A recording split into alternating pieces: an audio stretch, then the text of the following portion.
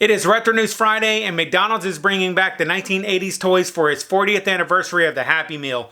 Also, the original Hocus Pocus Witches are coming back for Hocus Pocus 2, and there is a biopic movie about Aretha Franklin that is in the works, so don't turn that dial. What up to my peoples, and welcome to Retro Crunch, your nostalgia channel where we talk about current news that relates to all things retro. To celebrate the 40th anniversary of the first ever Happy Meal in 1979, McDonald's is launching the surprise Happy Meal with some of its most popular Happy Meal toys from the last 4 decades. This limited edition offer is going to be available in more than 90 countries around the world at participating McDonald's restaurants beginning Thursday, November 7th through Monday, November 11th while supplies last. There is 17 toys from 1988 all the way to 2013 that can be purchased, but the promotion is only from the 7th to 11th, so if you want some toys from your childhood, you're going to need to act fast. Next up, both Aretha Franklin and Elizabeth Taylor, which are iconic stars from the 60s and 70s, they're getting their own biopic movies. And the first biopic is going to be called Respect, which is coming out in 2020, and it's going to be based on the life of Aretha Franklin. The leading role of Aretha is going to be played by Jennifer Hudson. And a fun fact about this is that in 2016, Aretha already knew about this biopic movie, and she already knew who she wanted to play her. And she had already picked Jennifer Hudson to play her in the movie. I cannot think of a better pick to play Aretha than Jennifer Hudson.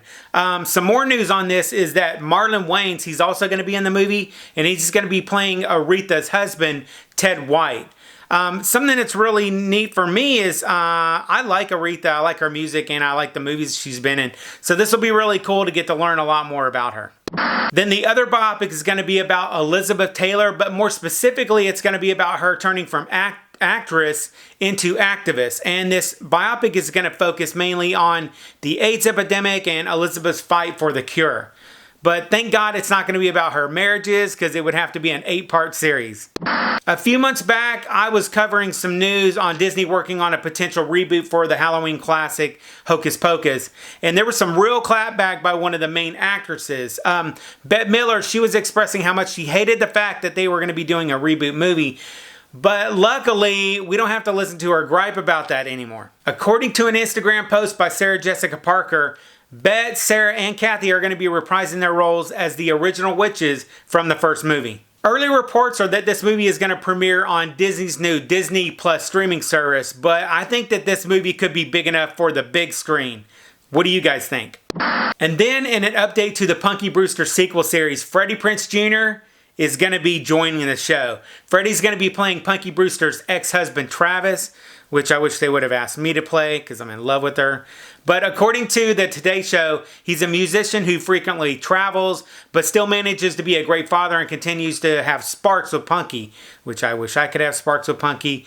But it's basically going to be a Disney Andy Max season 4 from what I can tell. And then in the news that I know there's got to be at least one of you guys out there that really wants to know about. The Equalizer, which actually came out in 1985, and there was like 88 episodes for it. Well, it's going to be a reboot, and it looks like Queen Latifah is going to be taking on the moniker of the Equalizer this time.